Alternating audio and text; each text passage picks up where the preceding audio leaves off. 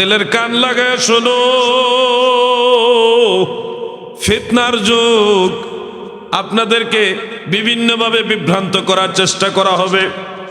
যেমন একটা বিষয় আমাকে বলতে হবে, আমরা জন্মদিন পালন করলে কিছু ভাইয়েরা বলেন মুসলমানদের জন্য জন্মদিন পালন করা জায়েজ নাই, জন্মদিন পালন করাটা হলো খ্রিস্টানদের কালচার, এই ধরনের কথা বলে কিনা। আজকে আপনাদের বলে যাচ্ছি, এই কথাগুলো যারা ছড়িয়ে দেয় যে মুসলমানদের জন্মদিন পালন করা জায়েজ না, এটা খ্রিস্টানদের কালচার, এরা আপনাদেরকে সুকৌশলে রসুল পাকের মিলাদুন নবী থেকে দূরে সরাইবার জন্য ষড়যন্ত্রটা করতেছে। কারণ মিলাদুন নবী মানে নবীজির জন্মদিবস স্মরণ করা, উদযাপন করা। তাহলে জন্মদিন পালন করা জায়েজ নাই যদি আপনারা বুঝাইতে পারে, সহজে আপনাকে বলতে পারবে তাহলে মিলাদুন নবী তোমরা পালন করো কেন, ওটা তো নবীর জন্মদিন। কথা বুঝতে পারছেন নি? আপনারা আজকে জেনে রাখুন, খ্রিস্টানদের কালচারে না, বরং ইসলামিক কালচারে জন্মদিন পালন করা সুন্নত, সুন্নতে সাহাবা। ইমাম বুখারী রহমাতুল্লাহ আলাইহি তার আদাবুল মুফরাদের মধ্যে হাদিস উল্লেখ করেছেন, যেখানে সাহাবীরা তিনাদের সন্তান জন্ম হওয়ার পরে বাৎসরিক যে জন্ম দিবস এটা উদযাপন করতেন। কিভাবে উদযাপন করতেন? ওনারা ইতামুত তাআম করতেন, মানুষকে খাবার খাওয়াইতেন। এক সাহাবী অন্যান্য সাহাবীদের দাওয়াত দিতেন এবং তারা ওই দাওয়াতে যে ওই সন্তানের জন্য দোয়া করতেন এবং মেহমানদারি গ্রহণ করতেন। এটা ইমাম বুখারী রহমাতুল্লাহ আলাইহি বর্ণনা করেছেন।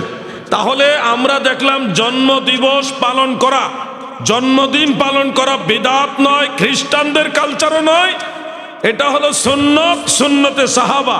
আল্লাহর নবীর সাহাবারা সন্তানের জন্মদিন পালন করেছে দোয়া এবং মানুষকে মেহমানদারি করার মাধ্যমে। আমরা বলবো খ্রিস্টানরা যেইভাবে জন্মদিন পালন করে ওইভাবে করবেন না, বরং দোয়ার অনুষ্ঠান করবেন। সেখানে মিলাদ শরীফ হবে, দোয়া হবে, জিন্দা মুর্দা সবাই দোয়া পাবে, আপনার সন্তানও দোয়া পাবে। তৌফিক অনুযায়ী দোয়ার পরে মানুষদেরকে কিছু মেহমানদারি করবেন। কিছুই না পারলে একটু বিস্কুট দিয়ে হইলো, কয়েকটা খেজুর দিয়ে হইলো সবাইকে মেহমানদারি করবেন। তারপরও বছর শেষে যখন সন্তানের জন্মদিন আসবে, আপনারা ওই সন্তানের জন্য দোয়ার অনুষ্ঠানের মাধ্যমে জন্মদিন পালন করবেন। এটা সুন্নত। এটা কি সুন্নত? অনেক কিছুই আপনাদেরকে বিভিন্নভাবে ভুল বোঝানো হয় কৌশলে। এই ওয়াহাবিরা খুব ধান্দাবাজ, কৌশলে আপনাকে এমন দিকে নিয়ে যাবে যে আপনি টেরও পাইবেন না আপনাকে ভুল দিকে নিয়ে যাইতেছে। ভাই আমার, বন্ধুরা আমার, দিলের কান লাগায় শুনেন। আমি যখন এই বক্তব্যটা প্রথম দিছিলাম, চট্টগ্রামে দিছিলাম, এটা ওই ইয়েতে নতুন ব্রিজের এদিকে একটা মাহফিলে, যখন আমি বললাম যে জন্মদিন পালন করা সুন্নত, কওমি পাড়ায় বহুত আলেমদের মাঝে একটা লড়াচড়া পড়ে গেছে। কয় কি আমরা জানি বেদাত, আর উনি কয় সুন্নত। পরে যখন দলিল কইলাম তখন তারা খুঁজে টুইজা পাইছে হয়তো, কিন্তু কোনো আওয়াজ নাই, আওয়াজ বন্ধ। তা আলাউদ্দিন জিহাদি এমন এক চিজ, এমন জায়গা থেকে দলিল দিব, দলিলও স্বীকার করতে পারবে না, আওয়াজও করতে পারবে না। এই জন্যে বলছি, আমরা নিজেদের বানানো দল করি না, আমরা স্বপ্নে পায়া দল করি না, আমরা মজলিসে শুরা করে কমিটি করে তারপরে দল বানাই নাই। আমরা আহলে সুন্নাহ ওয়াল জামাতের অনুসারী। এই দলের প্রতিষ্ঠাতা হলো রাহমাতুল লিল আলামিন। ঠিক কিনা বলেন? নারায়ে তাকবীর, নারায়ে রিসালাত, নারায়ে গাউসিয়া, আহলে সুন্নাত ওয়াল জামাত, পবিত্র ঈদে মিলাদুন নবী, উলামায়ে আহলে সুন্নাহ। আমার দাদু ভাইয়েরা গভীর মনোযোগ। যেহেতু মিলাদুন নবী সাবজেক্টটাই অনেক লম্বা সাবজেক্ট, সেহেতু আমি একটা বিষয় নিয়ে অনেকটা সময় নিয়েছি। আরো দুইটা বিষয় আছে আমার সামনে। আবার আগামীকাল আমার সেই সাতক্ষীরা নলতা শরীফ দরবারে অনেক বড় মাহফিল, ওখানে প্রোগ্রাম। সময়ের একটা চাপে আছি আমি, দৌড়াদৌড়ি করতে করতে আর ভালো লাগে না, শরীরও কুলায় না। মানে এমন চাপ, মানুষের মহব্বতও না করা যায় না। একটা মাহফিল যদি কোনো মতে মিস করি, ফেসবুক শরীফ, গুগল শরীফ, নেট শরীফ সব গরম করে ফেলে। কি যে মানে অবস্থা, দুনিয়াটা উতাল পাতাল করে ফেলে। আলাউদ্দিন জিহাদি মাহফিল আইসে না, ভণ্ড, ব্যবসায়ী, এই দান্দাবাজ, কত রকমের গালি আছে, কল্পনা করা যায় না। আবার আয়সা যাইয়া যে কাভারেজ দিব তাও সম্ভব হয় না, অনেক সময় খুব বিপদে আসি। এই জন্য আমি আজকে না এবার আমি সিদ্ধান্ত নিছি আগামী বছর হাতে গোনা কয়েকটা মাহফিল ছাড়া পুরা মাহফিলই আমি ময়দান থেকে আস্তে আস্তে সরে যাবো। কারণ মাহফিল জিনিসটা এটা তিক্ততা চলে আসছে, মানুষ এটাকে মনে করে পেশা, মানে কমার্শিয়াল চিন্তাধারা মানুষের ভিতরে চলে আসছে। আর এই জিনিসটাকে মনে করে যে বক্তারা ওই যে তথাকথিত বক্তাদের মতো সব জায়গায় ভাবে। তো এই জন্য মাহফিল জিনিসটার প্রতি আমার একটা তিক্ততা চলে আসছে যে আগামীতে আল্লাহ যদি হায়াতে বাঁচায় তাহলে অল্প কয়েকটা উল্লেখযোগ্য আল্লাহর ওলিদের কদমে যে দরবারের মাহফিলগুলি হয় এই মাহফিলগুলি করবার ভালোবাসার একেবারে যারা ক্লোজ মানুষ দু একটা মাহফিল করে, এমনি ঢালাও মাহফিল বন্ধ, এই মাহফিল করার দরকার নাই। আর এত কথাও শোনার দরকার নাই, বহুত ঝামেলা। যাই হোক, আবার দ্বিতীয় সাবজেক্টটা হলো এখানে ফাতেহা ইয়াজদাহুম উদযাপন। আপনারা জানেন ফাতেহা ইয়াজদাহুম একটা সুনির্দিষ্ট ওজিফা কেন্দ্রিক একটা অনুষ্ঠান। অনেকগুলো ওজিফা সেখানে পড়া হয়, যেগুলি প্রত্যেকটা 11 বার করে পড়া হয়। আপনারা নিশ্চয়ই 11 শরীফ বা গিয়ারবি শরীফে অংশগ্রহণ করছেন কিনা? ঘুমাই রয়েছেন না আপনারা? গিয়ারবি শরীফ বা 11 শরীফ বা ফাতেহা ইয়াজদাহুম এই জিনিসটা কোত্থেকে আসলো, কেন আসলো, এটার একটা ঘটনা একটা কিতাব আমি পাইলাম। হুজুর গাউসুল আজম বড় পীর আব্দুল কাদের জিলানী বাগদাদি রহমাতুল্লাহ আলাইহি তিনি প্রতি বছর রবিউল আউয়ালের 12 তারিখে নবীজির মিলাদ বা ফাতেহা ইয়াজদাহুম যেটা ওইটা পালন করতেন, উদযাপন করতেন। নবীজির মিলাদ উদযাপন করতেন প্রতি বছরই। যখন এটা উনি উদযাপন করে তার ধারাবাহিকতা একদিন স্বপ্নে যুগে গাউসে পাকের ঘরে আল্লাহর হাবিব এসে বলতেছে, আব্দুল কাদের জিলানী তুমি আমাকে ভালোবেসে এত সুন্দর আয়োজন করো, আমি রসুল তোমার উপর সন্তুষ্ট, আল্লাহ তোমার উপর সন্তুষ্ট, আমি তোমার জন্য দোয়া করলাম কিয়ামত পর্যন্ত যতদিন আমি রসুলুল্লাহর দিন থাকবে ততদিন তোমাকেও মানুষ স্মরণ করবে 11 শরীফের মাধ্যমে, ফাতেহা ইয়াজদাহুমের মাধ্যমে। মারহাবা বলেন। এই জন্যে কাদরিয়া তরিকার অনুসারীরা সারা পৃথিবীতে গিয়ারবি শরীফ পালন করে, সারা পৃথিবীতে। এটা কিন্তু দয়াল নবীজির একটা দোয়ার বরকত। এখনো গাউসে পাকের দরবারে কিন্তু ঈদে মিলাদুন্নবী উদযাপন হয়। আমি নিজের চোখে উপস্থিত থেকে দেখে আসছি। গোটা গাউসে পাকের দরবারে বাগদাদ শরীফে ছোট বড় অনেক রকম ফ্ল্যাগ লাগায়। মিলাদুন্নবীতে অনেক ধরনের ইসলামী যারা শায়ের তারা ওখানে আসে, বড় বড় দফ বাজায়। আমরা তো দফ বাজাই না, কি বড় বড় দফ, ধুমুর ধুমুর দফ বাজাইতেছে আর ইসলামী সঙ্গীত গাইতেছে। ছোটখাটো কোনো মাদ্রাসার ছাত্র দফ বাজায় না, বড় বড় আলেমরা মঞ্চের মধ্যে বসে দফ বাজায়। ঢোল না দফ, বড় বড় দফ। ওই দফ আমরা বাংলাদেশে নাই। বাংলাদেশে যেগুলো ছোট ছোট, একেবারে ছোট ছোট দূরা, ওই দিল অত বড়, এই যে এত বড় এক একটা দফ এইভাবে বাইরে হইতেছে, নাচ শরীফ গাইতেছে, নবীর শানে নাচ শরীফ গাইতেছে, ঈদে মিলাদুন্নবী উদযাপন করে। একদিন করে না, একেবারে প্রথম দিন থেকে 12 তারিখ পর্যন্ত পুরো 12 দিন ব্যাপী মিলাদুন্নবী উদযাপন হয় গাউসে পাকের দরবারে। মারহাবা বলেন। আল্লাহ আমার হায়াতে বাঁচাইলে আগামী ঈদুল ফিতরের পরে গাউসে পাকের দরবারে যাওয়ার চিন্তা করেছি। ইরাকে গাউসে পাকের দরবার, ইমাম আজমের দরবার, তারপরে কারবালার ময়দান, ইমাম বুখারী হলো সমরকন্দে, কারবালার ময়দানে ইমাম হুসাইন রাদিয়াল্লাহু আনহুর মাজার, তারপরে হযরত আলী মাওলা আলীর মাজার শরীফ, এই ইব্রাহিম আলাইহিস সালামের বাড়ি, ইউনুস নবীর মাজার, অনেক নবী সাহাবীদের মাজার হলো ইরাকে। আমি সেখানে যাব এবং ঈদের পরে আমাদের মিশর, জর্ডান, ফিলিস্তিন, মসজিদুল আকসা, আল আকসা মসজিদে আমরা ইনশাল্লাহ যাব। ঈদের পরের দিনই মাওলানা হাসানুর রহমান হুসাইন নকশবন্দি সাহেব, মাওলানা গোলাম রব্বানী কাশেমি সাহেব, মাওলানা তামিম বিল্লাহ আল কাদরি আমি গুনাহগার, এবং আরেকজন আছে মাওলানা আহমদ রেজা ফারুকি সাহেব। আমরা 5 জন এবং আরও অনেক লোক আছে আমাদের সফর সঙ্গী। আমরা ছোট্ট একটা কাফেলা করে একসাথে যেতেছি আল আকসা মসজিদ, ফিলিস্তিনে এবং মিশর, জর্ডান এবং ইরাক গাউসে পাকের দরবার সহ। ইনশাআল্লাহ আমাদের জন্য দোয়া করবেন, আমরাও আপনাদের জন্য দোয়া করবো ইনশাআল্লাহ। আপনারা যদি কখনো মনে করেন যাবেন তাহলে যোগাযোগ করেন, আমি আপনাদের সুযোগ করে দিব। আমি 4 জন আছে, 4 জন কি এইবার যাবেন না পরের বার? যে একটা মানে এবার ঈদের পরের দিন এপ্রিলের 2 তারিখে আমাদের কাফেলা, আমাদের টিকিট মিকেট সব হয়ে গেছে, তবে সুযোগ আছে, এখনো আপনারা চাইলে যাইতে পারবেন। তো যদি যাওয়ার ইচ্ছা থাকে, আমরা 5 জন আলেম আছি, আরও অনেক শিল্পপতিরা জ্ঞানীগুণী মানুষ আছে, আপনি কিছু করার থাকবে না, কারণ আমি নবীর কথা বলতেছি, এটা আপনার বিরুদ্ধে আপনি নিচ্ছেন। আগে আমি কথাটা ভেঙে দিলাম। প্রথম সাবজেক্টটাই হলো পবিত্র ঈদে মিলাদুন নবী সাল্লাল্লাহু আলাইহি ওয়াসাল্লাম। আমার দয়াল নবীজির মিলাদ, এই বিষয়টা আমাদের সকল সুন্নি জনতার হৃদয়ের সাথে একটা জড়িত, একটা গুরুত্বপূর্ণ প্রেমের বিষয়। এবং এটা এমন নয় যে শুধু চট্টগ্রামেই হয়েছে বা হচ্ছে, এরকমও নয়। এটা গত 100 বছর ধরে হচ্ছে, এরকমও নয়। বরং ঈদে মিলাদুন নবী সাল্লাল্লাহু আলাইহি ওয়াসাল্লাম 1400 বছর যাবৎ মুসলমানেরা পালন করতেছে। এটা বিভিন্ন কিতাব থেকে, দলিল থেকে প্রমাণিত রয়েছে। যেমন আমি একটা কিতাবের হাওলা আপনাদেরকে শোনাবো। হাফিজুল হাদিস ইমাম আবুল খায়ের ইবনু জাজারি রহমাতুল্লাহ আলাইহির লেখা, কিতাবের নাম আরফুত তারিফ বি মাউলিদিশ শরীফ। ওই কিতাবের মধ্যে তিনি লিখতেছেন 793 হিজরিতে তিনি মক্কা মুকাররমায় গেলেন।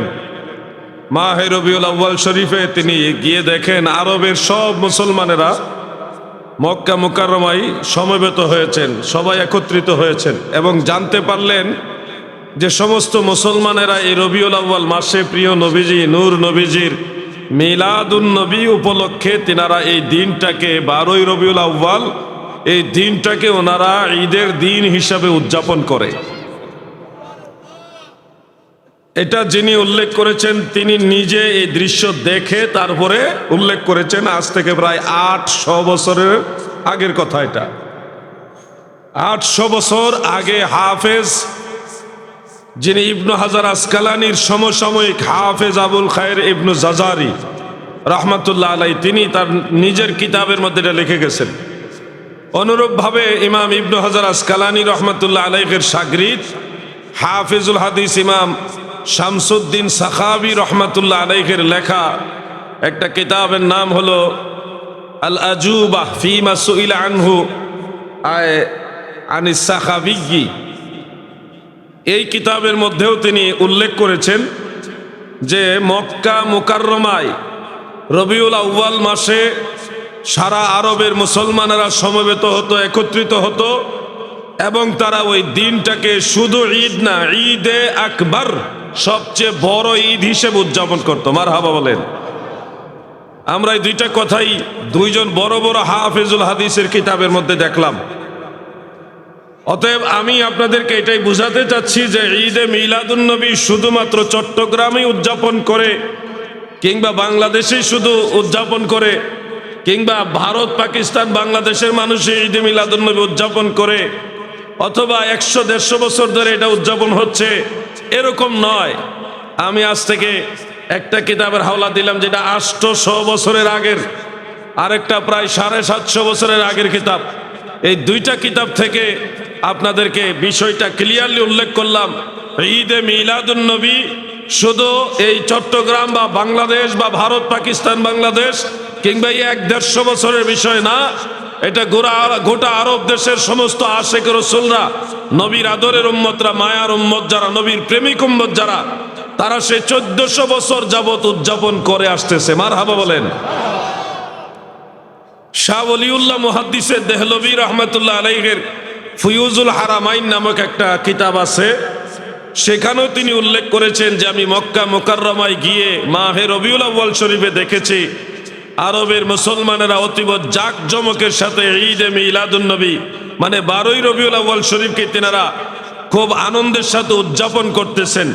এবং তিনি বলেন আমি দেখলাম আসমান রাজ্য থেকে অঝোর ধারায় রহমত বর্ষণ হচ্ছে, নূর বর্ষণ হচ্ছে। শাহ ওলিউল্লাহ মুহাদ্দিস দেহলভী বলেন আমি কি সেটা সরাসরি দেখলাম নাকি অন্তর্চক্ষু দ্বারা দেখলাম সেটা বুঝিনি, তবে তাদের উপরে আল্লাহর রহমত নাজিল হইতেছে এটা দেখেছি। সুবহানাল্লাহ বলেন। এটাও বোঝা যাচ্ছে শাহ সাহেবের জামানাতে আরবে মক্কা মুকাররমায় নবীজির মিলাদকে উদযাপন করা হতো, যেটা আরবের মুসলমানেরা করেছে। আরেকটা কথা মনে রাখবেন, ইবনু জাজারি অথবা হাফেজ সাখাবি ওনারা কিন্তু বলে নাই যে ওই সময়টা শুরু হয়েছে। ওনারা বলছে আমরা গিয়ে দেখছি ওখানে মুসলমানেরা এই দিনটা উদযাপন করছে এবং এই দিনটাকে ঈদের দিন হিসেবে গ্রহণ করেছে। এটা আগের থেকে চলমান, ওনারা গিয়ে দেখেছেন। প্রিয় ভাই আমার, হাফেজুল হাদিস, কেউ কেউ ওনাকে হাফিজ হিসেবে উল্লেখ করেননি এবং মশহুর প্রসিদ্ধ হলো তিনি হাফেজ না, কেউ কেউ ওনাকে হাফেজ বলেছেন, ইমাম শিহাবুদ্দিন কাস্তালানি রহমাতুল্লাহ আলাইহি। তো তিনার মাওয়াহিবুল্লাহ দুনিয়ার মধ্যেও এই বিষয়টা স্পষ্ট করে উল্লেখ করেছেন, যারা আল্লাহ রসুলের মিলাদ রজনী বা মিলাদ দিবসকে ঈদের দিন হিসেবে গ্রহণ করেছে, তিনি দোয়া করতেছেন আল্লাহ তাআলা যেন তাদের উপরে রহম নাজিল করেন। সুবহানাল্লাহ বলেন। অতএব আহলে সুন্নাহ ওয়াল জামাতের আইম্মায়ে কেরাম, মুহাদ্দিসিনে কেরাম, ফুকাহায়ে কেরাম, ওনারা কেউ মিলাদুন্নবী বিদ্বেষী ছিল না, মিলাদুন্নবীর বিপরীতে ছিলেন না, বরং এটার পক্ষে ছিলেন। আমি এই মিলাদুন্নবী নিয়ে সামান্য পরিমাণ একটু স্টাডি করে দেখেছি। 140 জনের উপরে মুস্তাহিদ, হাফিজুল হাদিস, বড় বড় ইমাম, তারা সবাই মিলাদ এবং কিয়ামের উপরে কিতাব লিখে গেছেন। আশ্চর্যের বিষয় হলো, আমাদের দেশের অনেক ভাইয়েরা মনে করেন 604 হিজরিতে মিলাদুন্নবী এটা আবিষ্কার হয়েছে। আমার মনে হয় বিষয়টা আরেকটু ভালোভাবে আপনাদের স্টাডি করা দরকার।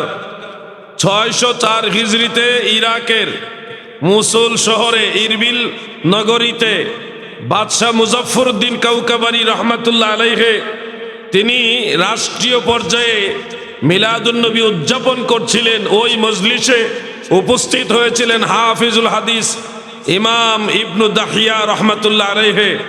তিনি সেখানে মিলাদুন্নবীর উপর আত-তানবীর এই কিতাবটা লিখে বাদশাকে হাদিয়া দিলেন, নবীর মিলাদের কিতাব। বাদশাহ নবীর মিলাদের কিতাব হাদিয়া পেয়ে ওনাকে 1000 দিনার হাদিয়া দিলেন, ও পাল্টা ওনাকেও হাদিয়া দিলেন। এই যে একটা ঘটনা, হাদিয়া দেওয়া, হাদিয়া নেওয়া বা আনুষ্ঠানিক এই মিলাদের অনুষ্ঠানে হাফিজ ইবনে দাহিয়া রহমাতুল্লাহ আলাইহি উপস্থিত হওয়া, এটা ঘটেছে হলো 604 হিজরিতে। কিন্তু 604 হিজরির আগে মিলাদুন্নবী ছিল না এই কথা সত্য নয়, বরং এই মিলাদুন্নবী 604 হিজরির আগেও ছিল, যার দুই একটা উদাহরণ আমি আপনাদের সামনে তুলে ধরি। জগৎ বিখ্যাত একেবারে সর্বজন বিদিত একজন মুহাদ্দিস, যিনি হাফিজুল হাদিস ইমাম আবুল ফারাজ ইবনু জাওজি রহমাতুল্লাহ আলাইহি, যিনি 597 হিজরিতে ইন্তেকাল করেছেন। 597 মানে 604-এর আগে, 604 হিজরির আগেই তিনি ইন্তেকাল হয়ে গেছেন। 597 হিজরিতে তিনি একটা কিতাব লিখেছেন, এটার নাম হলো মাউলিদুল আরুস অথবা মৌলিদুন নববী শরীফ, এই নামে দুইটা নামই আছে। এই কিতাবটা আমার কাছে আছে। তিনি মিলাদুন্নবীর উপরে কিতাব লিখলেন, লিখে রাসূল পাকের ভেলাদাত নিয়ে অনেক চমৎকার আলোচনা করেছেন হাদিস দলিলের আলোকে। তার মানে বোঝা যাচ্ছে 604 হিজরিতে যদি মিলাদুন্নবী আবিষ্কার হইতো, তাহলে এর আগেও মিলাদুন্নবীর কিতাব আসলো কিভাবে? এখানেই শেষ না, স্টাডি করতে করতে করতে দেখি ইমাম বুখারী রহমাতুল্লাহ আলাইহি তিনি তো 256 হিজরিতে ইন্তেকাল করেছেন নাকি ভাইজান? 256 হিজরিতে ইমাম বুখারী রহমাতুল্লাহ আলাইহি ইন্তেকাল করেছেন। কিন্তু আরেকজন ইমামের সন্ধান আমি পেলাম, যেটা হাফেজ ইবনু নাসিরউদ্দিন দিমাশকি রহমাতুল্লাহ আলাইহির কিতাবের মধ্যে উল্লেখ, আল মাওরিদুল হানি, হাফেজ ইরাকি ওনার কিতাবের মধ্যে উল্লেখ রয়েছে যে ওই ইমাম তিনি ইন্তেকাল করেছে 233 হিজরিতে। তার মানে ইমাম বুখারীরও আগের ইমাম উনি, ইমাম বুখারীরও আগের ইমাম। তিনিও আল মিলাদুন নবী এই নামে একটা কিতাব লিখেছেন রসুলের মিলাদের পক্ষে। মারহাবা বলেন।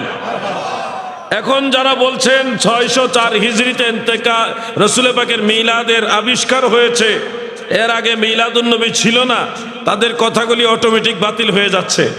আমি দেখেছি ইমাম বুখারীর সমসাময়িক ওই সময় থেকে 600 হিজরির আগে প্রায় 50টা কিতাব লেখা হয়েছে মিলাদের পক্ষে, যার অনেকগুলো কিতাব আমি সংগ্রহ করেছি, আর অনেকগুলো পাওয়া যায় না, পাণ্ডুলিপিও পাওয়া যায় না। কিন্তু এগুলির ঠিকানা পাওয়া গেছে, আমি সংগ্রহ করার জন্য চেষ্টা করতেছি। এই কিতাবগুলোর মধ্যে প্রিয় নবীজির মিলাদের সুস্পষ্ট দলিল এবং আলোচনা সবই পাওয়া যায়। আফসোস হলো সেই ভাইদের জন্যে যারা আজকে মিলাদুন্নবী উদযাপন করতে রাজি নন, বরং এটাকে বিদআত বলেন। তারা যেই দল করেন সেই দলেরই আবিষ্কার হয়েছে মাত্র 1-150 বছর আগে। আর মিলাদুন্নবী ছিল কত আগে, অনেক আগে থেকে মিলাদ চলতেছে। আর যারা মিলাদুন্নবীর বিরোধিতা করে তাদেরই আবিষ্কার হয়েছে 100-150 বছর আগে। এজন্য আমরা ভালোভাবে কথাগুলি খেয়াল করব। মিলাদুন্নবী সাল্লাল্লাহু আলাইহি ওয়াসাল্লাম নিয়ে কুড়িগ্রামের নাগেশ্বরীতে যখন কওমি উলামাদের সাথে আমার মোজাকারা হয়, তখন ওনারা আমাকে প্রশ্ন করেছিল যে মিলাদ সম্পর্কে আপনার অবস্থান কি।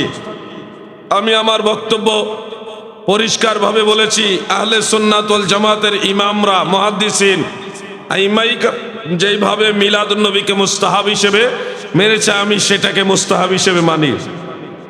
এরপর ওনারা একটা প্রশ্ন করেছে যে এটা কি ইমামরা যে মুস্তাহাব বলছে, এটা কি প্রচলিত মিলাদ কিয়াম এটা কি বলছে কিনা। আমি পাল্টা তখন বলেছিলাম, মূল যে মিলাদ, জিক্রে বেলাদাত, যেটা রসুল পাকের বেলাদাতের আলোচনা, মিলাদ মাহফিল, এটা তো সুন্নত, ওটা তো আল্লাহর নবী নিজেই করেছেন, সাহাবাই কেরাম করেছেন। প্রচলিত মিলাদকেই মুহাদ্দিসিন আইম্মাই কেরাম মুস্তাহাব বলেছেন। মারহাবা বলেন।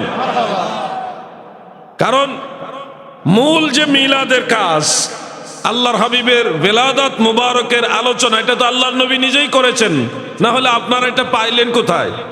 নবীজির জন্মকালীন আলোচনাগুলি যে আমরা করি, যে আল্লাহর হাবিব যখন দুনিয়াতে আসেন, মা আমেনার ঘর নূরে নূরান্বিত হয়ে গেছে, এমনকি আকাশের চন্দ্র, আকাশের তারকাগুলি মা আমেনার ঘরের কাছাকাছি চলে আসছে, কাবা ঘর আমার নবীজির মায়ের ঘরের দিকে ঝুঁকে গেছে।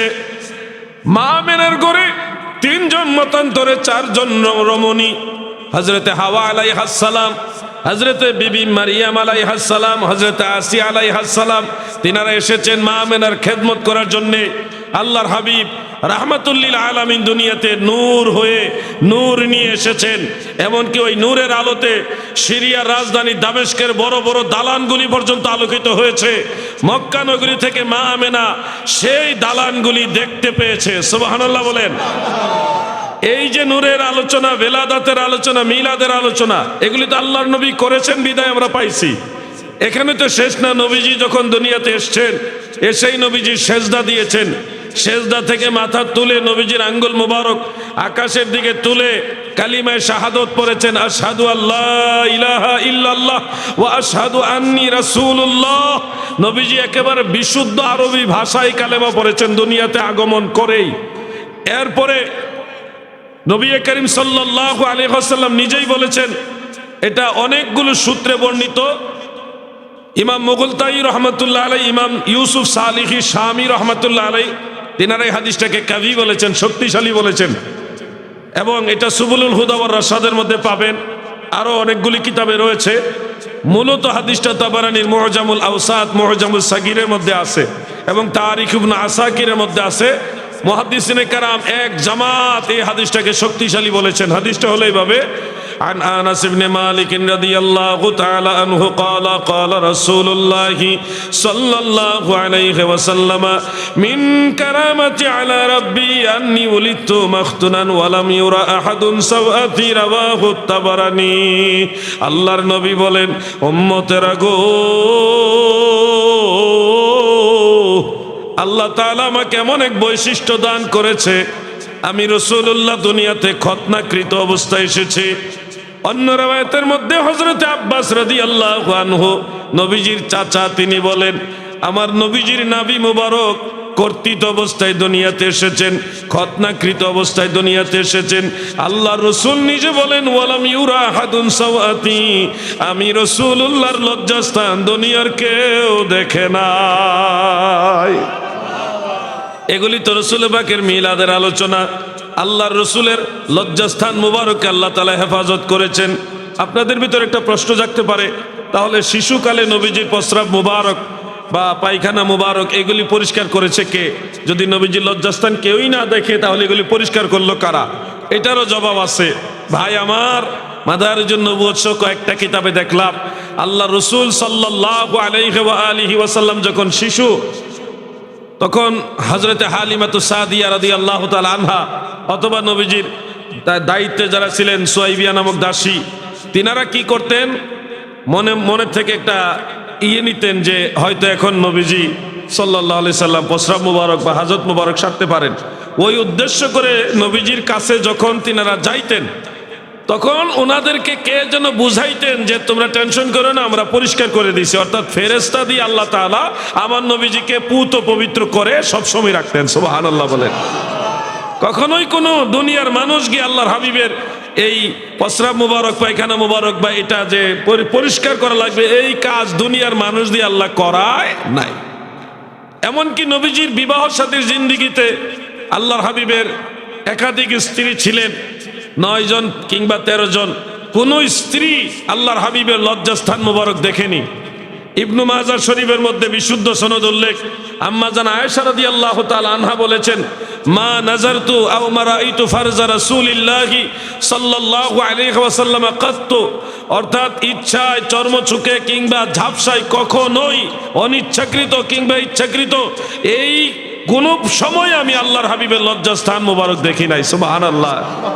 অর্থাৎ সর্বাবস্থায় নবীজির পবিত্রতাকে আল্লাহ তাআলা নিজে হেফাজত করেছেন। এগুলি হলো রসুল পাকের মিলাদের আলোচনা। এই ধরনের আলোচনাগুলি আল্লাহর নবী নিজে করেছেন, সাহাবায়ে কেরাম করেছেন, যেটা একেবারে এক কথায় পাওয়া যায় তাবারানীর মুআজামুল কবীরে প্রথম খণ্ডের 28 নম্বর হাদিস, একেবারে হাসান সনদের হাদিস। সেখানে উল্লেখ, আন আয়েশা রাদিয়াল্লাহু তাআলা আনহা ক্বালাত تذاكر رسول الله صلى الله عليه وسلم وأبو بكر رضي الله تعالى عنه ميلادهما عندي। আম্মা জান আয়েশা বলেন, আল্লাহর হাবিব রাহমাতুল লিল আলামিন আমার দয়াল নবীজি আবু বকর সিদ্দিক সহ আমি আয়েশার কাছে অবস্থান করে মিলাদের তাজকিরা, মিলাদের আলোচনা মানে মিলাদের মাহফিল করেছে। অর্থাৎ আল্লাহর রসুল নিজেই মিলাদের মাহফিল, মিলাদের মজলিস করেছে। অতএব মিলাদের মূল কাজটা হলো সুন্নাত, আর প্রচলিত মিলাদ হলো মুস্তাহাব। হাফেজ জালালউদ্দিন সুয়ুতি রাহমাতুল্লাহ আলাইহি তিনার আল হাবিলিল ফাতাওয়া বা হুসনুল মাকসাদ ওই কিতাবের মধ্যে লিখেছেন যে প্রথমেই আপনি হামদে বারি তাআলা বা কোরআন তেলাওয়াত, রসুল পাকের হাদিস শরীফ, মিলাদ সম্পর্কিত হাদিস শরীফ, তারপরে কোরআন শরীফের আয়াত এগুলি তেলাওয়াত করবেন, নাতে রসুল বলবেন, নবীজির শান বলবেন, তারপরে সেখানে আপনি ইতামুত তাম করবেন, মানুষকে খাবার দিবেন, দোয়া তো করবেনই, নবীজির সালাত সালাম এগুলি। এই যে প্রচলিত রূপটা এটা হলো মুস্তাহাব। প্রচলিত মিলাদকে বলা হয় মুস্তাহাব। মূল জিনিসটা হলো সুন্নাহ, আল্লাহর রসুলের সুন্নত। যেমন ইমাম ইবনু হাজার আসকালানি রাহমাতুল্লাহ আলাইহি তিনি এই ব্যাপারে বলেছেন, আল হাবিলিল ফাতাওয়ার মধ্যে উল্লেখ রয়েছে, হুসনুল মাকসাদের মধ্যে রয়েছে, ইমাম মোল্লা আলী কারি রহমাতুল্লাহ আলাইহির আল মাওরিদুর রাবি সেই কিতাবের মধ্যে উল্লেখ রয়েছে, আরো বহু কিতাবের মধ্যে আছে। ইবনু হাজার আসকালানি বলেন, কাদ ইস্তাখরাজা লাহুল হাফিজ ইবনু হাজার আসলান মিনাস সুন্নাহ ওয়া কাযাল হাফিজু সুয়ুতি কুদ্দিসা সিররুহু। তাফসীরে রুহুল বায়ানের মধ্যে 12টা আছে, সিরাতে হালাবিয়ার মধ্যে আছে, সুবুলুল হুদা ওয়ার রাশাদের মধ্যে এই 12টা আছে, যে রাসূল পাকের সুন্নাহ থেকে নবী করিম সাল্লাল্লাহু আলাইহি ওয়াসাল্লামের মিলাদের আসল বা ভিত্তি বের করেছেন ইমাম ইবনু হাজার আসকালানি, অনুরূপভাবে হাফেজ জালালউদ্দিন সুয়ুতি। মারহাবা বলেন। অর্থাৎ নবীজির মিলাদের আসল ভিত্তি এটা সরাসরি সুন্নাহর মধ্যে আছে। মুহাদ্দিসিনে কেরাম যারা হাফেজুল হাদিস, হাফেজুল হাদিস মানে ওনারা 30 পারা কোরআন তো হেফজ করছেই, বরং কমপক্ষে 1 লক্ষ হাদিস সনদ সহকারে মুখস্থ জানছে, ওনাদেরকে বলা হয় হাফেজুল হাদিস। আর যাদের নাম বলতেছি, ইমাম জালালউদ্দিন সুয়ুতি উনি 2 লক্ষ হাদিস সনদ সহকারে মুখস্থ জানতেন। ইমাম ইবনু হাজার আসকালানি 6 লক্ষ হাদিস সনদ সহকারে মুখস্থ জানতেন। মারহাবা বলেন। ওই ইমামরা বলে গেছেন মিলাদের আসল নবীজির সুন্নাহর মধ্যে আছে। আজকে যারা মিলাদুন্নবীর বিরোধিতা করছে, তাদের ইলমের যে দৈন্যতা, তাদের এলেমের যে জ্ঞানের যে অবস্থা, এটা তো তুলনাত কেন ওনাদের পায়ের ধুলার সমানও হবে না। এজন্য বলছি, আগের যুগের ইমাম যারা, মুস্তাহিদ যারা, হাফিজুল হাদিস যারা, তাদের ফায়সালা হলো মিলাদুন্নবী মুস্তাহাব। তিনারা লিখেছেন ইউস্তাহাব্বু লানা ইজহারু শুকরে বিমাউলিদিন নবী সাল্লাল্লাহু আলাইহি ওয়াসাল্লাম। কোন কোন কিতাবে লেখা আছে লি মাউলিদিন নবী সাল্লাল্লাহু আলাইহি সাল্লাম। আল্লাহর হাবিবের মিলাদের মাধ্যমে, মিলাদুন নবী উদযাপনের মাধ্যমে আমার আল্লাহর শুকরিয়া আদায় করা মুসলমানদের জন্য মুস্তাহাব। সুবহানাল্লাহ। এই জন্য নবীর মিলাদের বিরোধিতা করার কোনো সুযোগ নাই। আসুন দুরূদ শরীফ পড়ি। আল্লাহুম্মা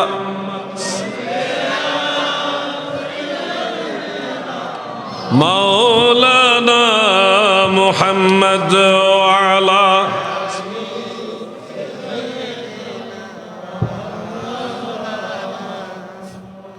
আমার ভাইরা গো, একটা বিষয় যখন আইম্মাই কারাম, আইম্মা শব্দটা বহুবচন, ইমামের বহুবচন হলো আইম্মা। যখন আইম্মাই কারাম বলবো তখন বুঝবেন অনেক ইমাম একসাথে কথাটা বলেছেন। আইম্মাই কারাম যখন একটা বিষয়কে বলে এটা জায়েজ, তখন এটা শরীয়তের দলিল হিসেবে গণ্য হয়ে যায়। মনে রাখবেন এই কথাগুলো। নাসাই শরীফ সিহাসিত্তার কিতাব, সেখানে একটা হাদিস রয়েছে, সহিহ হাদিস। রাসূল আকরাম সাল্লাল্লাহু আলাইহি ওয়াসাল্লামকে প্রশ্ন করা হলো, ইয়া রাসূলুল্লাহ, আমরা যখন বিচার করব বা কোনো বিষয় ফয়সালা দিব তখন কিভাবে দিব? আল্লাহ তাআলার হাবিব নবীজি বললেন, তোমরা কিতাবুল্লাহ বা আল্লাহর কোরআন দ্বারা ফয়সালা দিবে। তখন সাহাবায়ে কেরাম প্রশ্ন করলেন, ইয়া রাসূলুল্লাহ, যদি ওই বিষয়টা সুস্পষ্টভাবে আল্লাহর কিতাবে ফয়সালা করা না থাকে তখন কি করব? আল্লাহর নবী বললেন, তখন আমি রসুলের সুন্নাহ দ্বারা ফয়সালা করবে, হাদিস দ্বারা। তখন ওই সাহাবীরা প্রশ্ন করলেন, ইয়া রাসূলুল্লাহ, যদি কোরআন এবং সুন্নাহ দুইটার কোথাও সুস্পষ্ট ফয়সালা আমরা খুঁজে না পাই তখন কি করব? তখন আল্লাহর হাবিব বললেন, বিমা কাদা বিহিস সালিহুন, তোমরা ওইভাবে ফয়সালা দিবে যেইভাবে সালেহীন যারা, মানে বড় বড় ইমাম মুস্তাহিদ, ওনারা যেইভাবে ফয়সালা দিছে তোমরা ওইভাবেই ফয়সালা দিবে। মারহাবা বলেন। সালেহীনদের অনুসরণ করার কথা বললেন। ফানজুরু বিমা কাদা সালিহুন। সালিহুন এটা বহুবচন। সলফে সালেহীন যারা যেইভাবে রায় দিয়ে গেছেন, এই রায়টাকে তোমরা অনুসরণ করে ওইভাবেই রায় দিবে। অর্থাৎ কেউ যদি এখন মাহফিলের সভাপতি সাহেব আমাদের মাওলানা মহিউদ্দিন আল কাদরি সাহেবকে জিজ্ঞাসা করে মিলাদ পড়া জায়েজ নি, তখন ওনার উচিত হবে ওই সালেহীন বান্দারা মিলাদ সম্পর্কে কি বলছে ওই অনুযায়ী রায় দেওয়া। নিজে নিজে রায় দিতে পারবেন না, হয় কোরআন থেকে রায় দিবেন, আর না হয় রসুলের হাদিস থেকে রায় দিবেন। আর যদি কোরআন হাদিসের সুস্পষ্ট রায় আপনি না জানেন বা খুঁজে না পান, তখন আপনাকে রায় দিতে হবে আগের ইমাম যারা, সালেহীন যারা, তারা যেইভাবে রায় দিয়েছে ওইভাবে আপনাকে রায় দিতে হবে। এই 1400 বছর আমরা দেখেছি মিলাদুন্নবী সম্পর্কে ইমামদের রায় হলো এটা মুস্তাহাব। অতএব আমাকে যখন নাগেশ্বরীতে জিজ্ঞাসা করছে মিলাদ শরীফ সম্পর্কে, আপনার মিলাদ সম্পর্কে আপনার অভিমত কি, আমি তখন উত্তর দিয়েছি ওই রাসূল পাকের হাদিস যেভাবে নবীজি বলছে ওইভাবে, যে আহলে সুন্নাহ ওয়াল জামাতের আইম্মাই কারাম, মুস্তাহিদ এবং ফুকাহায়ে কারাম বলেছেন রাসূল পাক সাল্লাল্লাহু আলাইহি ওয়াসাল্লামের মিলাদ এটা হলো মুস্তাহাব। আমিও মনে করি এটা মুস্তাহাব, ওনারা যেভাবে বলছে ওইটাই মনে করি। তো এই যে আমি বলার পরে তখন আলেমরা কিন্তু আর এটার রদ করার সুযোগ পাইল না, কারণ রদ তো আমাকে উনি করতে পারবেন, আমি ওনাদের সমসাময়িক বা বয়সও ছোট, কিন্তু ওনারা কি আগের এত বড় বড় হাফেজুল হাদিসদেরকে রদ করতে পারবেন? ওই হিম্মতই তো নাই। হিম্মত কেন, ওই যোগ্যতাও নাই। ওনারা সবাই মুজতাহিদ, হাফেজুল হাদিস, বড় বড় ইমাম, আর ওনারা তো আলেম ঠিক আছে, কিন্তু ওনাদের ধারে কাছেও না। এই জন্যে ভাই আমার, ফিতনা এড়ানোর জন্যে বিশেষ করে আমি যুবকদেরকে বলবো, আপনারা ডানে বামে গেলে দেখবেন অনেক বিষয়ে অনেকে বিদআত বলবে, শিরক বলবে, কিন্তু আপনারা খেয়াল রাখবেন কখনো যদি কারোর সাথে কথা হয় কোনো বিষয়ে, আপনি জিজ্ঞাসা করবেন এটা যে বিদআত কোন মুস্তাহিদ বলেছেন, কোন ইমাম বলেছে এটা নাজাইজ বা শিরক। এটা একজন ইমামের রেফারেন্স দেন, দেখবেন রেফারেন্স যখন দিতে পারবে না তখনই আপনি বলবেন এটা তাহলে আপনি নিজে বেদাত বানাইছেন, আপনি বানাইছেন বেদাত। এটা যদি এটা আগের থেকে বিদাত হইতো তাহলে তো আগের ইমামরা এটা বিদাত বলতো। যেহেতু এই 1400 বছরে কোনো ইমাম এটাকে বিদাত বলেনি, তার মানে বোঝা যাচ্ছে আপনি নিজের থেকে এটা বিদাত বানাইছেন। আমরা আপনার দেওয়া ধর্ম নিব না, বরং আগের যুগে 1400 বছর সমস্ত আউলিয়াই কারাম, আইম্মাই কারাম যেই ধর্মে ছিল আমরা সেই ইসলাম ধর্মে থাকবো, ঠিক কিনা বলেন? প্রিয় ভাই আমার, বন্ধুরা আমার, দিলের কান লাগায় শুনবেন, এই বছরে রাজনীতির মাঠ একটু ব্যতিক্রম, যার কারণে ওয়াহাবিরা এখন ক্ষমতা দখলে ব্যস্ত। এখন সুন্নিয়তের উপরে বেশি একটা অ্যাটাক করে না, ভোট নি কইমা যায়। আমরা আবার মাঝে মধ্যে একটু অন্যভাবে করার চেষ্টা করে। তো যাই হোক, আমরা তারপরও বলবো যে বোঝার চেষ্টা করতে হবে তাদেরকে। গত বছরে ঈদে মিলাদুন্নবী যখন এসছিল, তখন কওমি অঙ্গনের একজন আলেম একটা বিষয় নিয়ে বাড়াবাড়ি করছিল, আমরা পাল্টা জবাব দিয়েছি। জবাব দেওয়ার পরে কিন্তু পাল্টা জবাব আর এই কওমিরা দিতে পারে না। একটা বিষয় খেয়াল রাখবেন, আমরা সুন্নিরা জবাব দেই, নিজেরা বানায় দেই না। আমরা জবাব দেই রেফারেন্স সহকারে, কিতাবের হাওলা সহকারে। কিন্তু যারা বিরোধিতা করে তারা কিন্তু বেশিরভাগই ফয়সালা দেয় নিজেরা অনুমান করে। এই জন্য তাদের এই দলিলের নাম দিছি আমি কিতাবুল আন্দাজ। কিতাবুল আন্দাজ, আন্দাজ করে আপনি ইসলাম চালাইতে পারবেন না। ইসলাম চলবে আল্লাহর কোরআন দিয়ে, রসুলের সুন্নাহ দ্বারা, উম্মতের ইজমা এবং কিয়াস দ্বারা। এই 4 দলিলের আলোকে ইসলাম চলে। ভাই আমার, এবার আসুন মিলাদুন্নবী সাল্লাল্লাহু আলাইহি ওয়াসাল্লামের এই যে ঈদ, ঈদ আমরা কেন উদযাপন করি? ঈদ এটা সরাসরি সুন্নাহর মধ্যে আছে কিনা বা কোরআনে আছে কিনা, এটা নিয়ে আমাদের অনেকের ভিতরে প্রশ্ন অবতারণা হয়। আমি আপনাদেরকে আগেও শুনাইছি, এই ঈদ আমরা কেউ বানাইনি, বরং আহলে সুন্নাত ওয়াল জামাতের অনুসারীরা 1400 বছর যাবত আরব দেশে রসুলে পাকের মিলাদের দিবসকে ঈদ হিসেবে উদযাপন করে আসতেছে। সেই ধারাবাহিকতায় চট্টগ্রামও আমরা সেই ঈদে মিলাদুন্নবী পালন করি। সিলেটের একজন বয়োজ্যেষ্ঠ কওমি আলেম তিনি বলেছিলেন যে আল্লামা তৈয়ব শাহ হুজুর রহমাতুল্লাহ আলাইহি পাকিস্তান থেকে এসে 1974 খ্রিস্টাব্দে এই মিলাদুন্নবীর ঈদ বানাইছে, ঈদে মিলাদুন্নবী আবিষ্কার করছে। পরে আমরা যখন পাল্টা জবাব দিলাম যে দেওবন্দের আলেমরা এবং পাকিস্তানের করাচির আলেমরা, ইন্ডিয়াতে দেওবন্দি আলেম আছে রামপুরে, তারা আজ থেকে তৈয়ব শাহ হুজুরেরও বহু আগের থেকে এই মিলাদুন্নবীর জশ্নে জুলুস করে, ঈদে মিলাদুন্নবী উদযাপন করে। মিশরে তৈয়ব শাহ হুজুর রহমতুল্লাহ আলাইহির বহু আগের থেকে ঈদে মিলাদুন্নবী উদযাপন করে, জশ্নে জুলুসও করে। এই সবগুলি যখন ভিডিও চিত্র, কোনোটা ছবি, কোনোটা রেফারেন্স, সবগুলি দিয়ে আমরা প্রকাশ করলাম, তখন কিন্তু আমাদের ওই কওমি আলেম ভাই এটার জন্য আর রুজু করে নাই কিংবা সংশোধনী দেয় নাই। একটা ওয়াজাহাত বা একটা ধরনের বক্তব্য দিতে হবে না, দেয় নাই, চুপ হয়ে গেছে। কিন্তু আমাদের কথা হলো, আপনারা যখন একটা বিষয় বক্তব্য দিবেন, মানুষকে বিভ্রান্ত করার আগে ওই ব্যাপারে যেন পর্যাপ্ত স্টাডি করে জেনে শুনে তারপরে কথা বলেন। এটা আমাদের অনুরোধ। কি বলেন আপনারা? আমাদের অনুরোধটা মূলত মানুষ যেন বিভ্রান্ত না হয়, ওই জন্যে।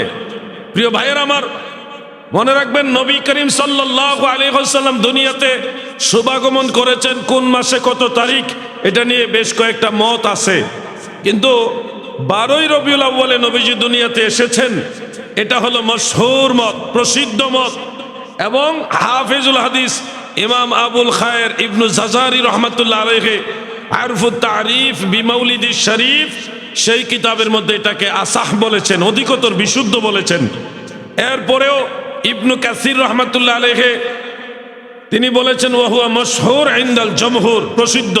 অনুরূপ ইমাম কাস্তালানি তার মাওয়াহিবুল লাদুনিয়াতে বলেছেন। এছাড়া শেখ আব্দুল হক মুহাদ্দিসে দেহলভী মাদারুজুন নবুওয়াতে এটা প্রাধান্য দিয়েছেন।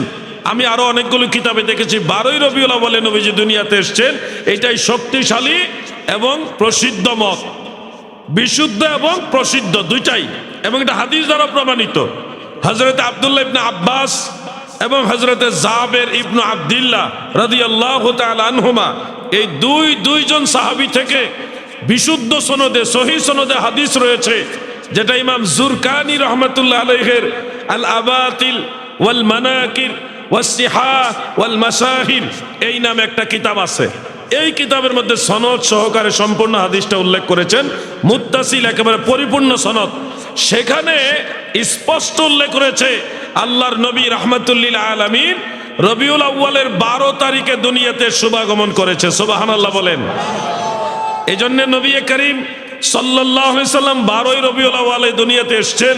এটা বিশুদ্ধ এবং প্রসিদ্ধ, দুইটাই বিশুদ্ধ এবং প্রসিদ্ধ।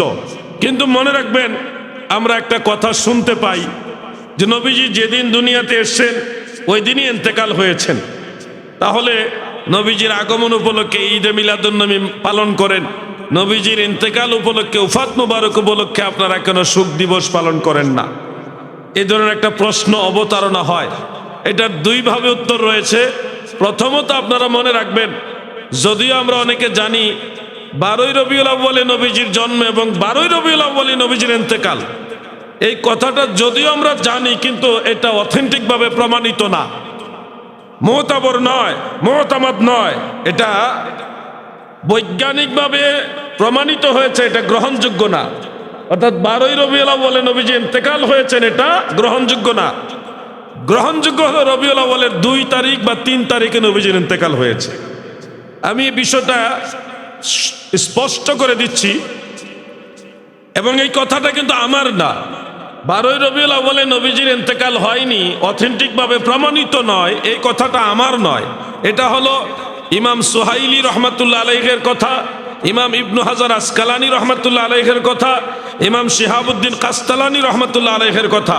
ওনাদের এই রওদুল উনফ, ফাতহুল বারি, শরহে বুখারী এবং মাওয়াহিবুল লাদুন্নী, এই 3 কিতাবের মধ্যে কথাটা আছে যে রবিউল আউয়ালের 12 তারিখে নবীজির ইন্তেকাল। এটা প্রমাণিত নয়, বরং প্রমাণিত মুতামাদ নির্ভরযোগ্য মত হলো নবীজি রবিউল আউয়ালের 2 তারিখে ইন্তেকাল করেছেন। এখন এটার দলিল কি? দলিল হলো সহিহ বুখারী এবং সহিহ মুসলিমের হাদিস।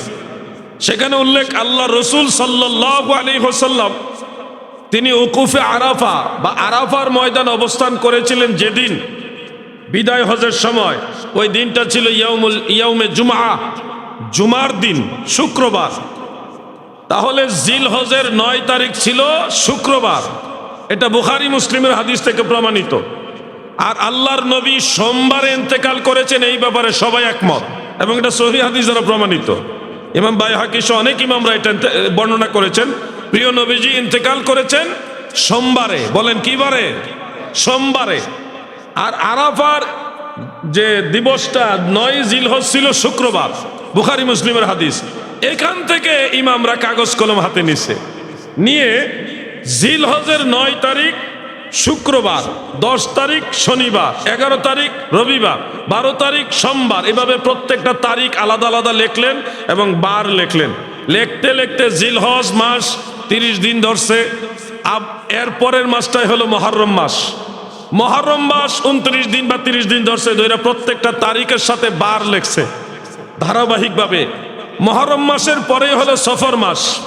সফর মাসও 29 দিন বা 30 দিন ধরে প্রত্যেকটা তারিখে তারিখে ওনারা বার লিখছেন ধারাবাহিকভাবে। এই সফর মাসের পরে হলো রবিউল আউয়াল মাস। রবিউল আউয়াল মাসের 12 তারিখ পর্যন্ত কোনো হিসাব মোতাবেক সোমবার হয় না। সবগুলি মাস 30 দিন ধরেও সোমবার হয় না। সবগুলো মাস, সবগুলো বলতে জিলহজ, মুহররম, সফর, রবিউল আউয়াল, মাঝখানে 2 মাস, মাঝখানে 2 মাস মুহররম এবং সফর। আর এরপরের মাসে রবিউল আউয়াল শরীফে তো প্রিয় নবীজির উফাত মুবারক, আর জিলহজ থেকে তো হিসাব শুরু। এই প্রত্যেকটা তারিখে কোনো ক্রমেই কোনো মতেই রবিউল আউয়ালের 12 তারিখে সোমবার হয় না। 29 দিন ধরে হয় না, 30 দিন ধরে হয় না, কোনোটা 30 দিন, কোনোটা 29 দিন, এইভাবে ধরে হয় না। কোনো মতেই 12 রবিউল আউয়াল সোমবার হয় না। ইমাম সুহাইলি রহমাতুল্লাহ আলাইহি, ইবনু হাজার আসকালানি, ইমাম কাস্তালানি, ওনারা পরিষ্কারভাবে ফয়সালা দিয়েছে আল্লাহর হাবিবের ইন্তেকাল শরীফ হলো রবিউল আউয়ালের 2 তারিখ। এটাই অথেন্টিকভাবে প্রমাণিত। মারহাবা বলেন। কথাটা কি বুঝতে পারছেন না আপনারা? বুঝেন নাই নাকি? না বুঝলে আমি আবার বোঝাবো। বুঝতে পারছেন তো? হ্যাঁ, বর্ণনা আছে। বর্ণনা থাকলেও যেসব বর্ণনা বাস্তবতা বিরোধী, উসুলে হাদিসের মানদণ্ডে ওই বর্ণনাগুলি অটোমেটিক দুর্বল হয়ে যায়। এটা একটা উসুলে হাদিসের একটা মূলনীতি আছে। যেই রেওয়ায়েতের মতনটা বাস্তবতার সাথে মিলে না, ধরেন একটা হাদিস এরকম আসলে বোঝানোর জন্য বলতেছি, রেওয়ায়েত আছে দুধ খাইলে মানুষ মারা যাবে, তো এই ধরনের বর্ণনা কি বাস্তবতার সাথে মিলবে? তো এটা অটোমেটিক হাদিস দুর্বল হয়ে যাবে, সনদ শক্তিশালী হইলেও। এরকম যেগুলি বাস্তবতা বিরোধী, এই সনদ মতন অটোমেটিক দুর্বল হিসেবে সাব্যস্ত হয়ে যাবে। এখানে আর রাবি জয়ীফ হওয়ার দরকার লাগবে না। প্রিয় ভাই আমার, বন্ধুরা আমার, অতএব আমরা বুঝলাম যেদিন নবীজি দুনিয়াতে এসছেন ওই দিনই নবীজি ইন্তেকাল করছেন, এই কথাটা সঠিক না। বরং নবীজি 12 রবিউল আউয়াল সোমবারে দুনিয়াতে শুভাগমন করেছেন এবং সোমবারে ইন্তেকাল করেছেন। সেই তারিখটা অথেন্টিক ভাবে প্রমাণিত এবং রেওয়ায়েত দ্বারাও প্রমাণিত আছে রবিউল আউয়ালের 2 তারিখে। মারহাবা বলেন। হযরত আব্দুল্লাহ ইবনে ওমর রাদিয়াল্লাহু আনহুমা থেকে রবিউল আউয়ালের 2 তারিখে নবীজির ইন্তেকাল, এই মর্মে একটা হাদিস রয়েছে, যেটা হাফেজুল হাদিস ইমাম ইবনু নাসিরউদ্দিন দিমাশকি রহমাতুল্লাহ আলাইহির জামিউল আহাদিস সেই কিতাবের মধ্যে উল্লেখ করেছেন। সেই কিতাবটা আমার কাছে আছে। অতএব আমরা এই বিষয়টা ক্লিয়ার হলাম যে রাসূল পাকের ইন্তেকাল রবিউল আউয়ালের 12 তারিখ, এটা অথেন্টিক ভাবে প্রমাণিত না। এখন আসেন যে নবীজির জন্ম দিবস পালন করেন, বেলাদাত দিবস, মিলাদ দিবস পালন করেন, কিন্তু নবীজির উফাত দিবস পালন করেন না কেন? সুখ দিবসটা পালন করেন না কেন? আমাদের এখানে উত্তর হলো, আল্লাহর নবী বলেছে মানুষ মারা গেলে 3 দিন সুখ পালন করা সুন্নত। 3 দিন সুখ পালন করা কি সুন্নত। 3 দিনের পরে আর কোনো সুখ পালন করা যাবে না। শুধুমাত্র স্ত্রী স্বামী মারা গেলে 4 মাস 10 দিন ইদ্যত পালন করবে, ওই সুবাদে সুখ পালন করবে। এটা স্বামী স্ত্রীর মাসালা। কিন্তু এছাড়া অন্য কোনো মুসলমান 3 দিনের পরে কোনো সুখ দিবস পালন করতে পারবে না। তাহলে আল্লাহর হাবিব রাহমাতুল্লিল আলামিন সাল্লাল্লাহু আলাইহি ওয়াসাল্লাম পর্দা করেছেন 1450 বছর হয়ে গেছে, এখনো যারা সুখ দিবস পালন করতে চায়, তখন আমরা বুঝে নিব এরা ইসলামের গুরুত্বপূর্ণ মাসালাটাই জানে না। আমার ভাইয়েরা গো, দিলের কান লাগায় শোনো, ফিতনার যুগ। আপনাদেরকে বিভিন্নভাবে বিভ্রান্ত করার চেষ্টা করা হবে। যেমন একটা বিষয় আমাকে বলতে হবে, আমরা জন্মদিন পালন করলে কিছু ভাইয়েরা বলেন মুসলমানদের জন্য জন্মদিন পালন করা জায়েজ নাই, জন্মদিন পালন করাটা হলো খ্রিস্টানদের কালচার, এই ধরনের কথা বলে কিনা? আজকে আপনাদের বলে যাচ্ছি, এই কথাগুলো যারা ছড়িয়ে দেয় যে মুসলমানদের জন্মদিন পালন করা জায়েজ না, এটা খ্রিস্টানদের কালচার, এরা আপনাদেরকে সুকৌশলে রাসূল পাকের মিলাদুন নবী থেকে দূরে সরাইবার জন্য এই ষড়যন্ত্রটা করতেছে। কারণ মিলাদুন নবী মানে নবীজির জন্মদিবস স্মরণ করা, উদযাপন করা। তাহলে জন্মদিন পালন করা জায়েজ নাই যদি আপনারা বুঝাইতে পারে, সহজে আপনাকে বলতে পারবে তাহলে মিলাদুন নবী তোমরা পালন করো কেন? ওটা তো নবীর জন্মদিন। কথা বুঝতে পারছেন নি? আপনারা আজকে জেনে রাখুন, খ্রিস্টানদের কালচারে না, বরং ইসলামিক কালচারে জন্মদিন পালন করা সুন্নত, সুন্নতে সাহাবা। ইমাম বুখারী রহমাতুল্লাহ আলাইহি তার আদাবুল মুফরাদের মধ্যে হাদিস উল্লেখ করেছেন, যেখানে সাহাবীরা তিনাদের সন্তান জন্ম হওয়ার পরে বাৎসরিক যে জন্ম দিবস এটা উদযাপন করতেন। কিভাবে উদযাপন করতেন? ওনারা ইতামুত তাআম করতেন, মানুষকে খাবার খাওয়াইতেন। এক সাহাবী অন্যান্য সাহাবীদের দাওয়াত দিতেন এবং তারা ওই দাওয়াতে যে ওই সন্তানের জন্য দোয়া করতেন এবং মেহমানদারি গ্রহণ করতেন। এটা ইমাম বুখারী রহমাতুল্লাহ আলাইহি বর্ণনা করেছেন। তাহলে আমরা দেখলাম জন্মদিবস পালন করা, জন্মদিন পালন করা বিদআত নয়, খ্রিস্টানদের কালচারও নয়, এটা হলো সুন্নত, সুন্নতে সাহাবা। আল্লাহর নবীর সাহাবারা সন্তানের জন্মদিন পালন করেছে দোয়া এবং মানুষকে মেহমানদারি করার মাধ্যমে। আমরা বলবো খ্রিস্টানরা যেইভাবে জন্মদিন পালন করে ওইভাবে করবেন না, বরং দোয়ার অনুষ্ঠান করবেন। সেখানে মিলাদ শরীফ হবে, দোয়া হবে, জিন্দা মুর্দা সবাই দোয়া পাবে, আপনার সন্তানও দোয়া পাবে। তৌফিক অনুযায়ী দোয়ার পরে মানুষদেরকে কিছু মেহমানদারি করবেন। কিছুই না পারলে একটু বিস্কুট দিয়ে হইলো, কয়েকটা খেজুর দিয়ে হইলো সবাইকে মেহমানদারি করবেন। তারপরও বছর শেষে যখন সন্তানের জন্মদিন আসবে, আপনারা ওই সন্তানের জন্য দোয়ার অনুষ্ঠানের মাধ্যমে জন্মদিন পালন করবেন। এটা সুন্নত। এটা কি সুন্নত? অনেক কিছুই আপনাদেরকে বিভিন্নভাবে ভুল বোঝানো হয় কৌশলে। এই ওয়াহাবিরা খুব ধান্দাবাজ, কৌশলে আপনাকে এমন দিকে নিয়ে যাবে যে আপনি টেরও পাইবেন না আপনাকে ভুল দিকে নিয়ে যাইতেছে। ভাই আমার, বন্ধুরা আমার, দিলের কান লাগায় শুনেন। আমি যখন এই বক্তব্যটা প্রথম দিছিলাম চট্টগ্রামে দিছিলাম, এটা ওই ইয়েতে নতুন ব্রিজের এদিকে একটা মাহফিলে, যখন আমি বললাম যে জন্মদিন পালন করা সুন্নত, কওমি পাড়ায় বহুত আলেমদের মাঝে একটা লাড়াছাড়া পড়ে গেছে। কয় কি আমরা জানি বেদাত আর উনি কয় সুন্নত। পরে যখন দলিল কইলাম তখন তারা খুঁজে টুইজা পাইছে হয়তো, কিন্তু কোনো আওয়াজ নাই, আওয়াজ বন্ধ। তা আলাউদ্দিন জিহাদি এমন এক চিজ, এমন জায়গা থেকে দলিল দিব, দলিলও স্বীকার করতে পারবে না, আওয়াজও করতে পারবে না। এই জন্য বলছি আমরা নিজেদের বানানো দল করি না, আমরা স্বপ্নে পায়া দল করি না, আমরা মজলিসে শুরা করে কমিটি করে তারপরে দল বানাই নাই। আমরা আহলে সুন্নাহ ওয়াল জামাতের অনুসারী। এই দলের প্রতিষ্ঠাতা হলো রাহমাতুল লিল আলামিন। ঠিক কিনা বলেন? নারে তাকবীর, নারে রিসালাত, নারে গাউসিয়া, আহলে সুন্নাত ওয়াল জামাত, পবিত্র ঈদে মিলাদুন নবী, উলামায়ে আহলে সুন্নাহ। আমার দাদু ভাইয়েরা গভীর মনোযোগ। যেহেতু মিলাদুন নবী সাবজেক্টটাই অনেক লম্বা সাবজেক্ট, সেহেতু আমি একটা বিষয় নিয়ে অনেকটা সময় নিয়েছি। আরো দুইটা বিষয় আছে আমার সামনে। আবার আগামীকাল আমার সেই সাতক্ষীরা নলতা শরীফ দরবারে অনেক বড় মাহফিল, ওখানে প্রোগ্রাম।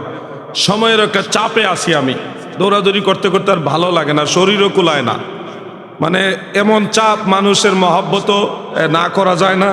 একটা মাহফিল যদি কোনো মতে মিস করি, ফেসবুক শরীফ, গুগল শরীফ, নেট শরীফ সব গরম করে ফেলে। কি যে মানে অবস্থা, দুনিয়াটা উতাল পাতাল করে ফেলে। আলাউদ্দিন জিহাদি মাহফিল আইসে না, ভণ্ড, ব্যবসায়ী, এই দান্দাবাজ, কত রকমের গালি আছে, কল্পনা করা যায় না। আবার আয়সা যাইয়া যে কাভারেজ দিব তাও সম্ভব হয় না, অনেক সময় খুব বিপদে আসি। এই জন্য আমি আজকে না এবার আমি সিদ্ধান্ত নিয়েছি আগামী বছর হাতে গোনা কয়েকটা মাহফিল ছাড়া পুরা মাহফিলই আমি ময়দান থেকে আস্তে আস্তে সরে যাবো। কারণ মাহফিল জিনিসটা এটা তিক্ততা চলে আসছে, মানুষ এটাকে মনে করে পেশা, মানে কমার্শিয়াল চিন্তাধারা মানুষের ভিতরে চলে আসছে। আর এই জিনিসটাকে মনে করে যে বক্তারা ওই যে তথাকথিত বক্তাদের মতো সব জায়গায় ভাবে।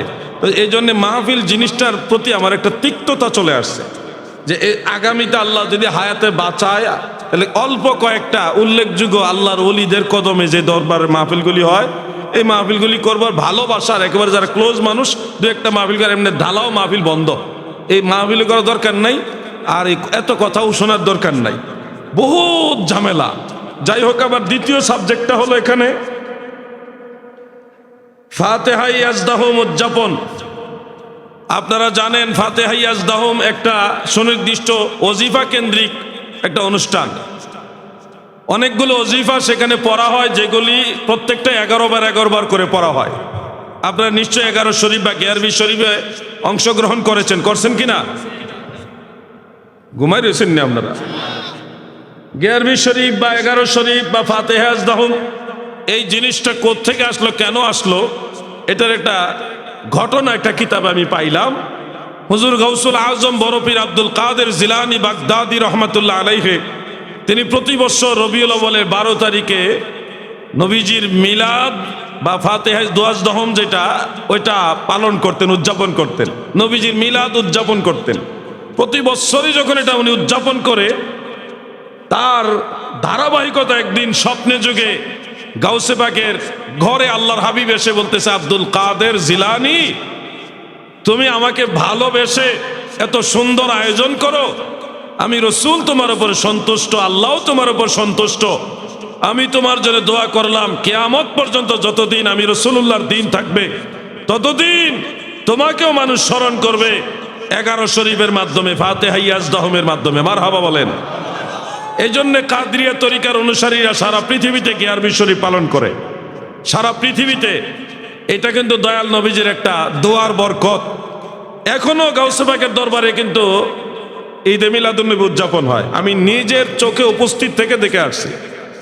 গোটা গাউসে পাকের দরবারে বাগদাদ শরীফে ছোট বড় অনেক রকম ফ্ল্যাগ লাগায়।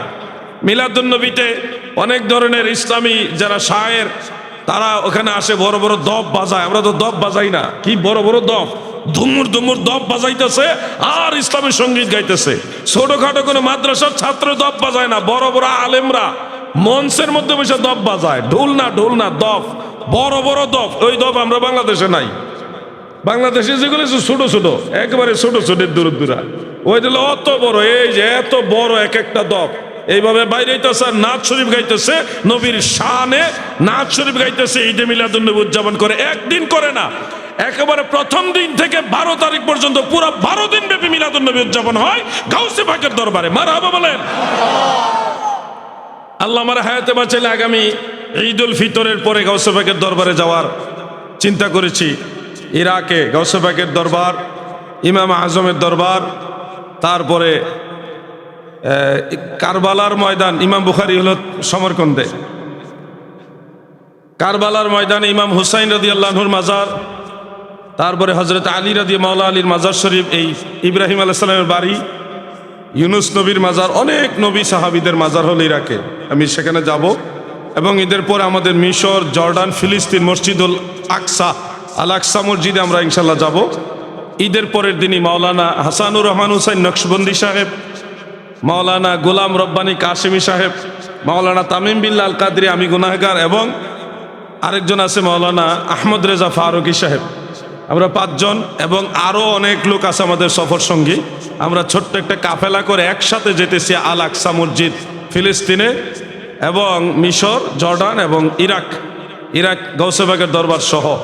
ইনশাআল্লাহ আমাদের জন্য দোয়া করবেন, আমরাও আপনাদের জন্য দোয়া করবো ইনশাআল্লাহ। আপনারা যদি কখনো মনে করেন যাবেন তাহলে যোগাযোগ করেন, আমি আপনাদের সুযোগ করে দিব। আমি 4 জন আছে,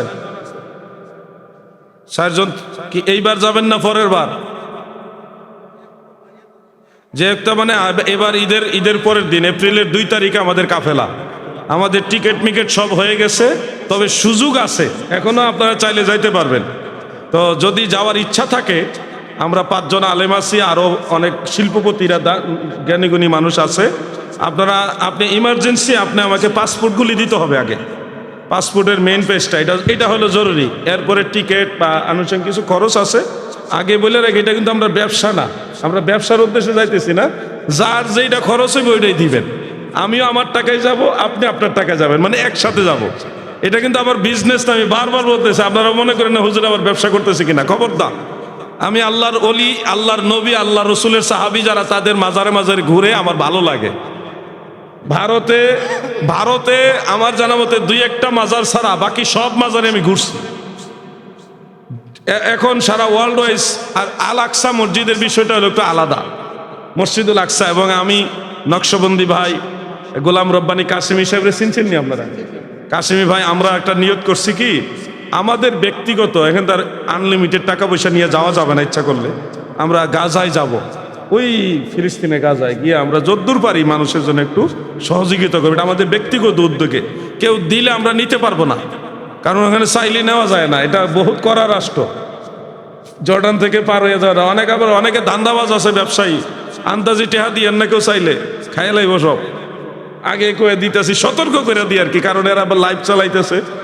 এই কথাগুলি ক্লিয়ার করে দিলাম, নাহলে বহু ব্যবসায়ী আছে ব্যবসা করে ফেলবে, ধান্দা করবে, এগুলি করতে সুযোগ দিবেন না।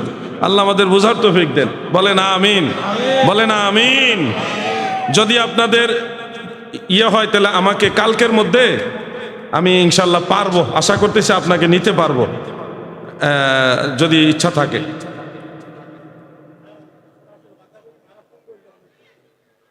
ফোন আমি বুঝছি, আমি চট্টগ্রামের ভাষা বুঝি কিন্তু বলতে পারি না আর কি। একটা কাজ করো মাহবুব, ওনাকে আমার নাম্বারটা, হোয়াটসঅ্যাপ নাম্বারটা 553 যেটা দেও, ওনার নাম্বারটা তুমি নিয়ে আসো, সবচেয়ে ভালো ওনার নাম্বারটা নিয়ে আসো। আপনি এর নাম্বারটা রাখবেন, আমারে ফাইতেন না ফোন দিয়ে, আমি অনেক সময় ব্যস্ত থাকি, কিতাব লিয়ে পড়ে থাকি বিভিন্নভাবে, এরে ফাইবেন ফোন দিয়ে, আমার লগে থাকে। একটু দরুদ শরীফ পড়ি, আল্লাহুম্মা সাল্লি।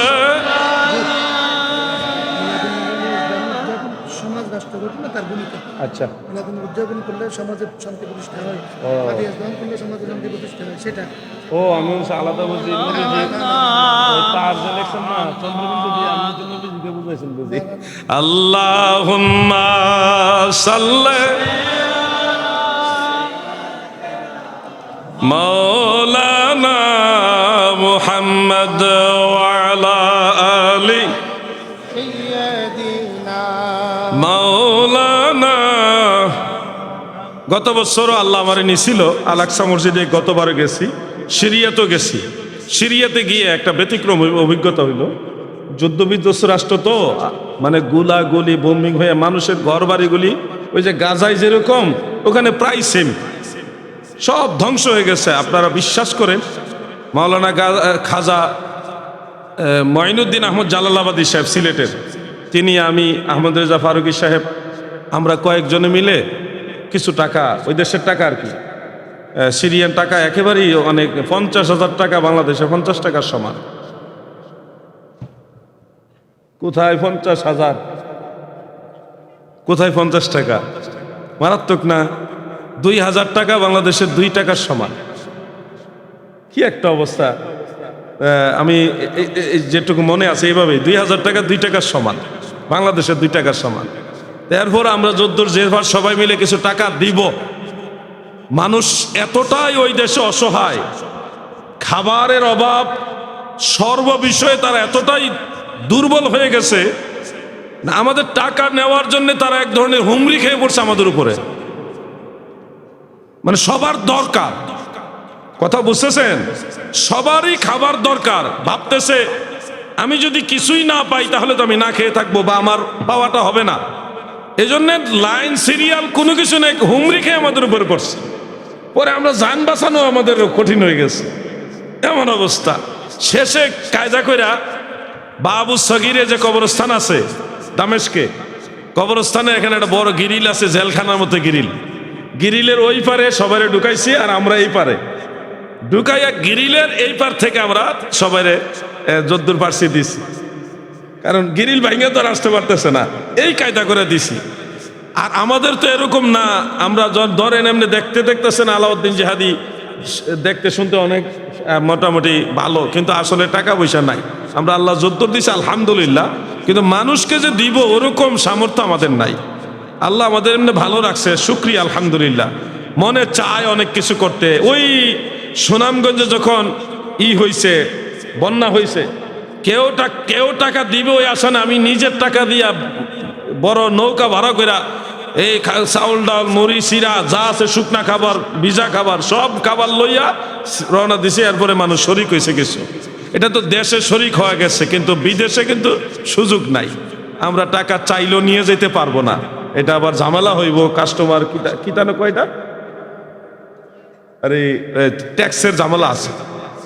তো যাই হোক, আমি আপনাদের শুধু এটুকু বলবো, দোয়া করবেন আমরা অন্ততপক্ষে তাদের পাশে যেন গিয়ে একটু দাঁড়াইতে পারি, আল আকসা মসজিদে যদি আল্লাহ কবুল করেন, আমিন বলেন। এখানে যে বিষয়টা আমি বলতে চাচ্ছিলাম, আলোচনা আমার প্রায় শেষের দিকে। সাবজেক্টটা যিনি লিখছেন আমি বুঝছি একরকম, ওনারা বুঝাইছে আরেক রকম। যেমন লিখছে পবিত্র ঈদে মিলাদুন্নবী সাল্লাল্লাহু আলাইহি ওয়াসাল্লাম ও ফাতিহা উদযাপন, সমাজ ও রাষ্ট্র গঠনে তার ভূমিকা। তা আমি মনে করছি সমাজ ও রাষ্ট্র গঠনে তারের উপরে যেহেতু চন্দ্রবিন্দু আছে, তো ওই চন্দ্রবিন্দু দিয়ে তো আল্লাহ রসুলকে সম্মান করে হয়তো সম্বোধন করছে। আমি মনে করছি নবী করিম সাল্লাল্লাহু আলাইহি সাল্লাম সমাজ ও রাষ্ট্র গঠনে যে ভূমিকা, ওইটা আলাদা সাবজেক্ট। তো এটা আসলে আলাদা বুঝায় না, ওনারা একসাথে বুঝাইছে। তো যাই হোক, এখন আমি আমার কথাটাই সমাপ্তের দিকে যাই। ফাতিহাই আজদাহুম, এটা সুনির্দিষ্ট কিছু তসবিহ এবং জিকিরের সমাহার একটা আমল, যেটা 11 বার করে প্রত্যেকটা তসবিহ পড়া হয়। জিকিরগুলি 11 বার পর পড়া হয়।